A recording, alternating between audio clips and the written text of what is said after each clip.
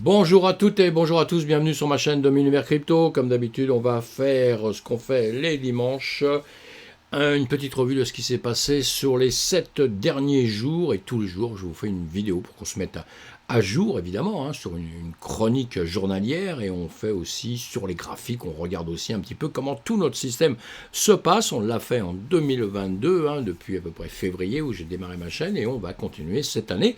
Et avec d'autres choses, évidemment, en plus de cela, vous verrez des infos de plus en plus.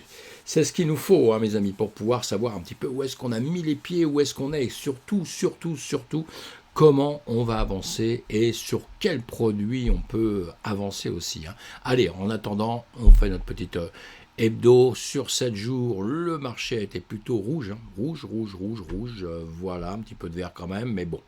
Pas terrible, tout ça, pas terrible. La guerre en Ukraine, ce n'est pas terminé. On n'oubliera pas une chose dans ce début d'année, c'est pas parce qu'on fait un pas sur les 2023, et je vous souhaite à tous une très bonne année 2023, de la santé surtout, et le reste, ça va venir avec, mes amis. De la volonté pour faire des choses, entreprenez, avancez, et puis ne vous dites pas à plus tard, on fait les choses tout de suite. Ou alors à plus tard si on est encore en apprentissage, et si on est en train d'apprendre les choses. Dans ces cas-là, ce qu'il faut, c'est une manière de faire les choses, d'apprendre, c'est la meilleure manière de faire les choses. Donc voilà, en tout cas, nous, la guerre en Ukraine, ce n'est pas encore terminé. On aimerait bien que ça cesse, évidemment, pour tous les morts qu'il y a dedans, et ça joue évidemment sur notre écosystème. On en parle à longueur de temps. Dans les grandes nouvelles de cette semaine, la mort de Pelé, je pense, la mort de Pelé, un grand joueur de football. Je pense que la planète entière a dû en parler. Parce que voilà, quelqu'un qui a réuni sur tous les continents, je pense, l'amour du sport, l'amour du football. On est pour ou contre le football, c'est pas un problème, mais on voit bien que c'est quelqu'un qui a réussi à, justement à faire une unité dans. Là, dans ces moments-là, ça a été dans la tristesse, évidemment, mais aussi l'unité dans les souvenirs de ce qu'on a pu connaître pour les anciens comme moi, où on a vu Pelé, on l'a vu avancer, on l'a vu gagner ses matchs les uns derrière les autres, c'était extraordinaire. Et puis, tous les jeunes qui apprennent ça derrière. En tout cas, une unité, donc ça, c'est très important. Et ça m'a fait extrêmement plaisir de voir que le monde entier était concentré sur quelque chose, pas longtemps évidemment, et c'est normal, mais ça fait du bien, de voir les choses comme ça. Allez, l'Inde fait pression pour une réglementation mondiale de la cryptographie après la présidence du G20. Donc des annonces comme ça, on en a pas mal, sur pas mal de pays. Alors, dans l'ensemble, là c'est sur l'Inde, mais dans l'ensemble, il y a des pays qui vont être pour, il y a des pays qui sont contre, on l'a bien compris. Il y a des pays qui veulent durcir les réglementations. Les réglementations, c'est quelque chose dont on a parlé énormément dans les temps à venir. On a parlé énormément de cette semaine encore, et on en parlera encore demain et la semaine prochaine, et encore tant que les choses n'auront pas avancé un petit peu plus. Sinon, il y a eu un rapport de 172 pages qui aborde des sujets tels que les actifs passés sur la blockchain, la volatilité du marché des actifs cryptographiques. Il a été cité comme l'un des principaux dangers. On le sait, donc eux en parlent, le monde entier en parle, et ça aussi, ça va avancer dans l'année qui va venir. Les Fidji élisent le Premier ministre pro-Bitcoin. Ils considèrent le Bitcoin comme ayant cours légal. Bon, tout ça, c'est des news que je vous mets. C'est un petit résumé de cette semaine, ce qui s'est passé. Donc, on ne va pas s'étendre dessus. Vous regardez sur les anciennes vidéos, et sinon, vous lisez ces articles-là pour vous mettre un petit peu au parfum. Mais on avance malgré un bear market, malgré un monde qui est difficile pour nous.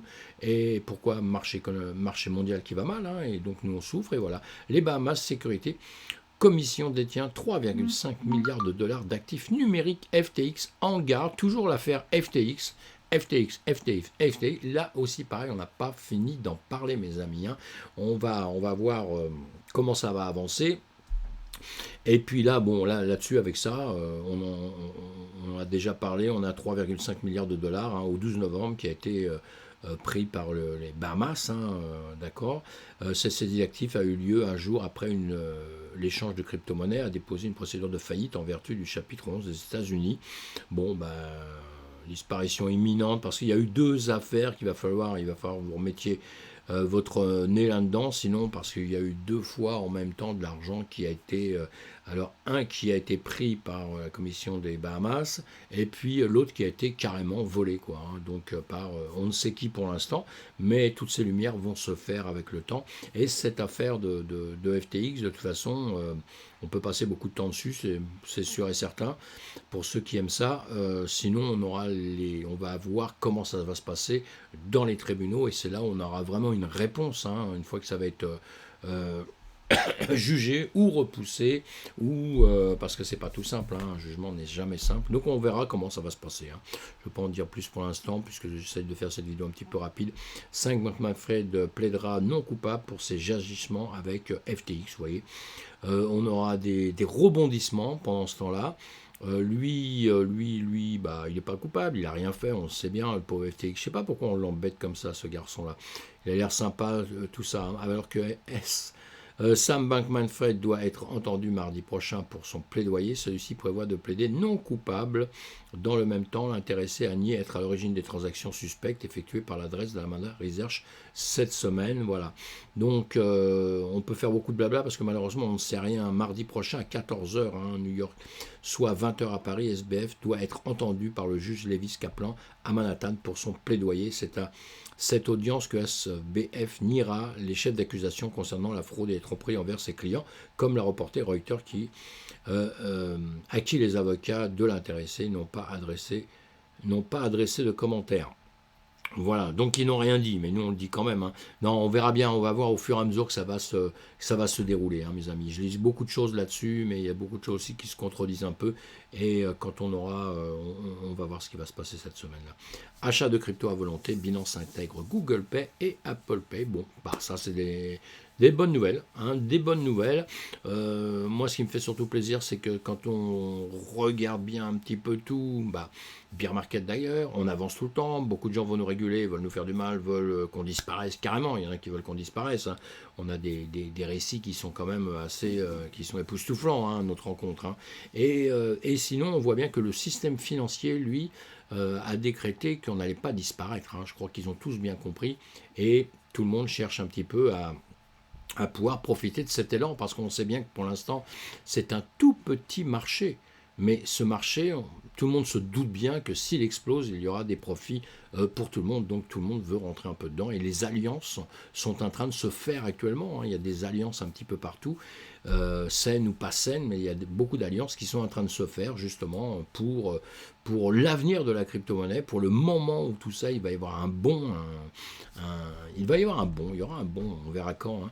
Allez, le fonds de relance de l'industrie de 1 milliard de dollars de Binance reste inactif. Hein. Vous savez que Binance, il a une petite collecte là, hein, pour réunir un peu d'argent, pour aider les entreprises en difficulté.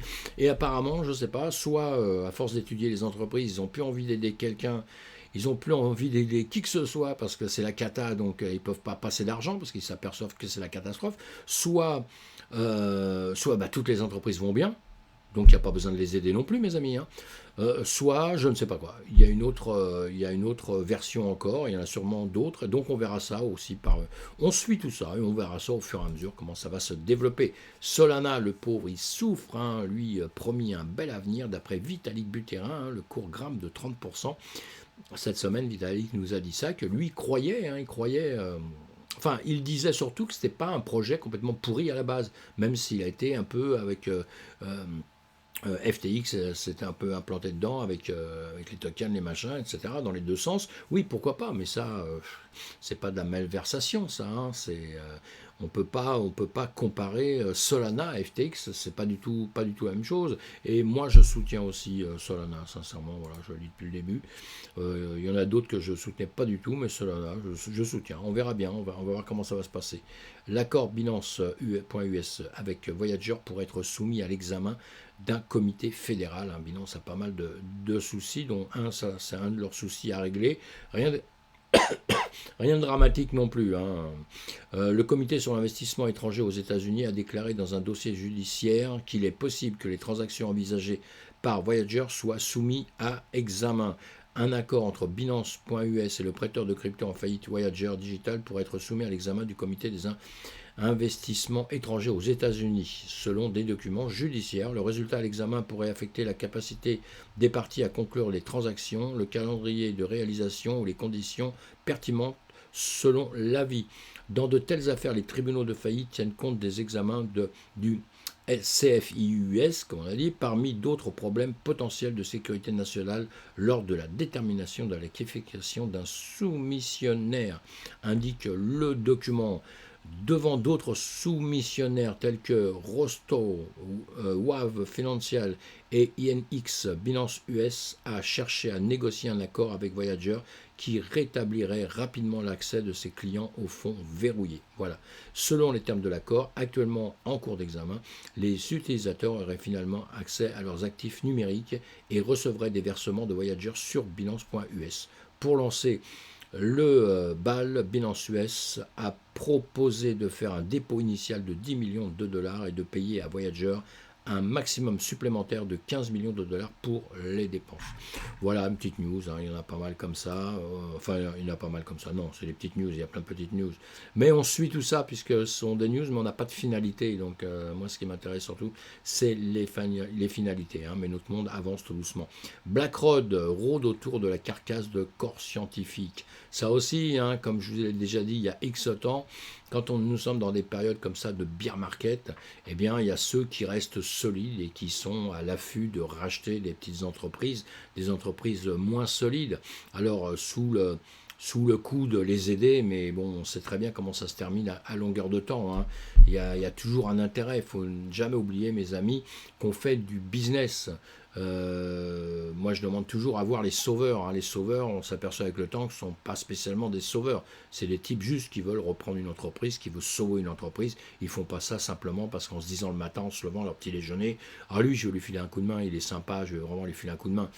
Dans le business, ça se fait en famille, ça se fait avec des amis, mais dans le business, pas vraiment ça. Hein. En tout cas, bon, bah ça, on va suivre aussi. Hein, on va suivre aussi comment ça va se passer. Et si c'est une bonne nouvelle à la finalité ou pas, hein, on verra ça. BlackRock parmi les créanciers de mineurs en faillite, Core Scientific, hein, c'est les mêmes annonces. Hein, vous en avez plusieurs comme ça, alors vous les suivez, vous les regardez.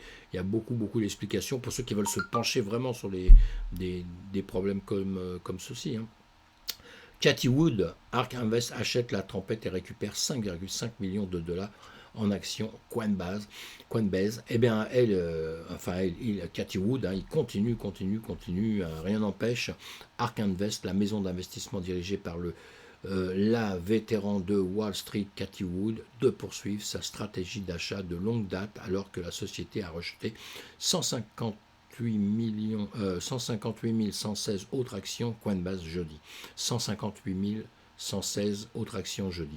L'achat vaut près de 5,5 millions de dollars sur la base du prix du coin de 34,78 à la cloche de la clôture. Voilà, les affaires sont à faire en ce moment, mes amis. Vous savez, on pleure tous parce que c'est un bear market, mais les meilleures affaires se font les meilleures affaires au monde qui se font, ce sont dans les bear markets. C'est au moment où les marchés s'effondrent, puisque si un marché s'effondre, à un moment donné, il va remonter. C'est là où vous faites du bénéfice. C'est pas en règle générale quand vous achetez dans un marché qui est déjà au sommet ou qui a déjà monté énormément, puisqu'on a déjà raté toute l'ascension.